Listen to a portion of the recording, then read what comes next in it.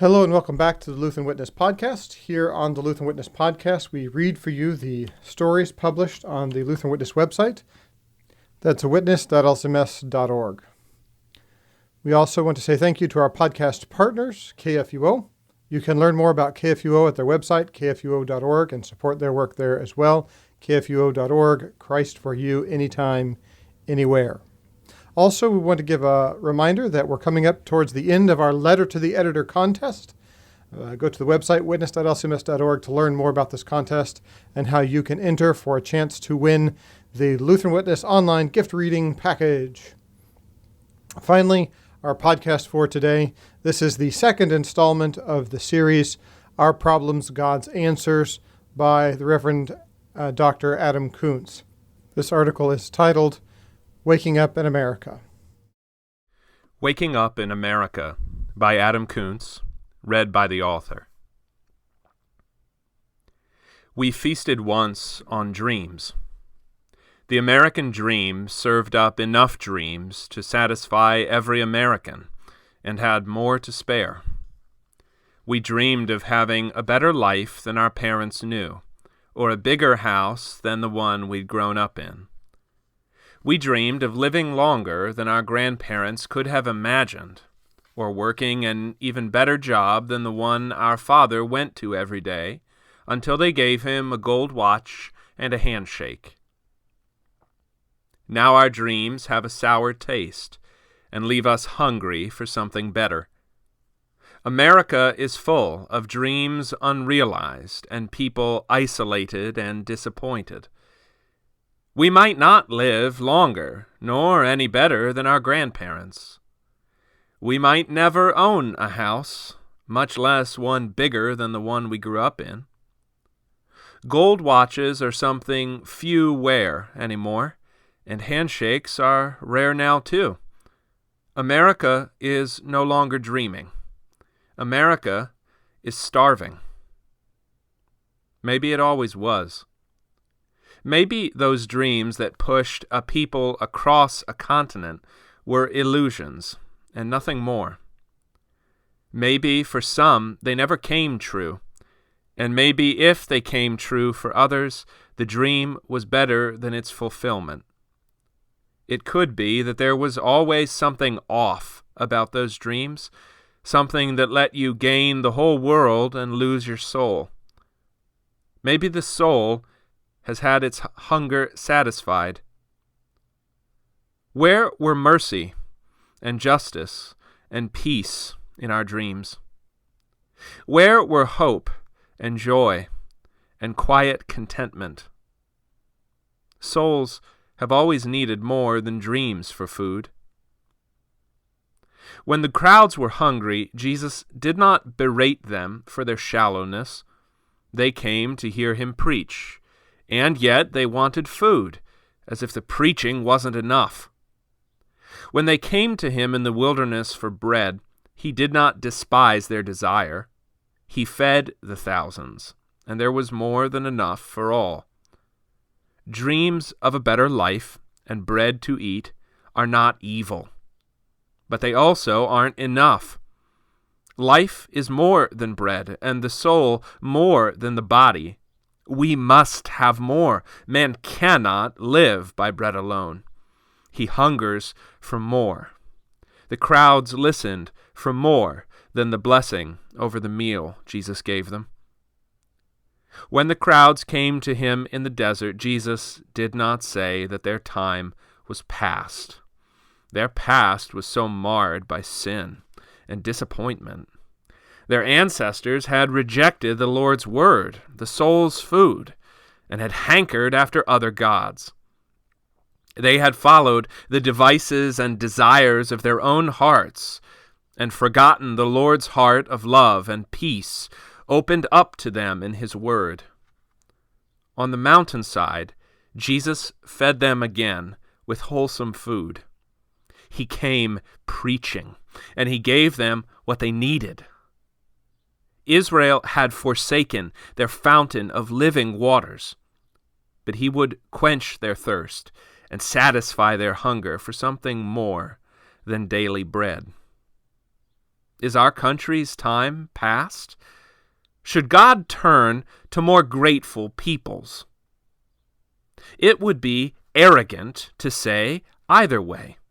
We are not God, nor even in our little corner of American Christianity have we reached all of America. Some of the most populous parts of the country have very few Lutheran churches.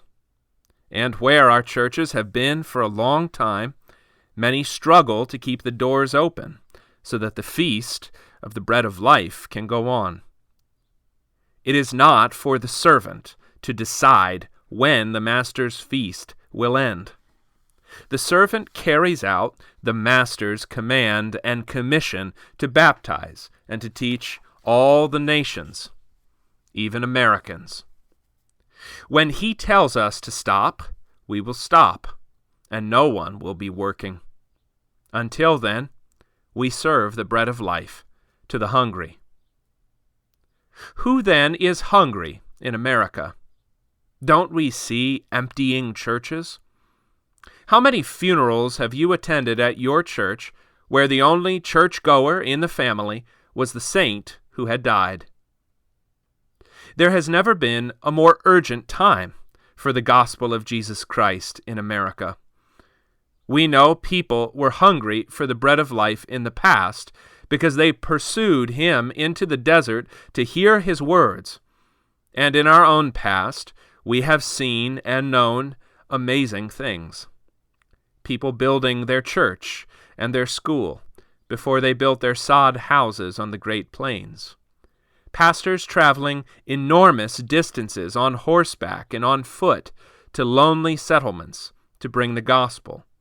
Churches popping up in the most crowded cities and the most uncrowded prairies. What changed? The servants of the gospel should not blame either the master or the guests. The master's good news has not changed. The guests have changed, that's for sure. They may think and feel and act and dress and do everything differently than the master's guests in the 1850s or 1950s did. But our task has not changed. Serving the guests the bread of life.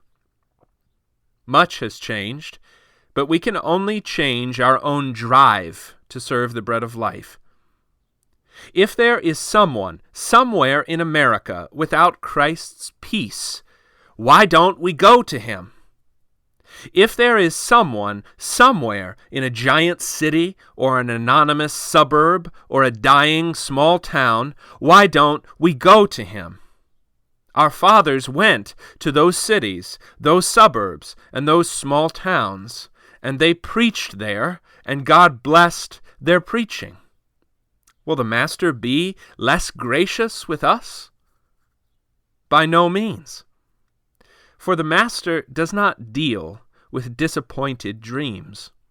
He has no truck with self-recrimination or blaming the brother.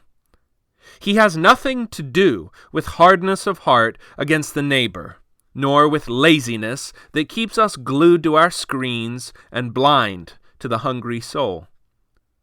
When the apostles tried to go back to the fishing business and away from preaching his gospel, Jesus showed them that all things depended on him, even catching fish. When they were hungry after a long night, he fed them and turned them to a better way.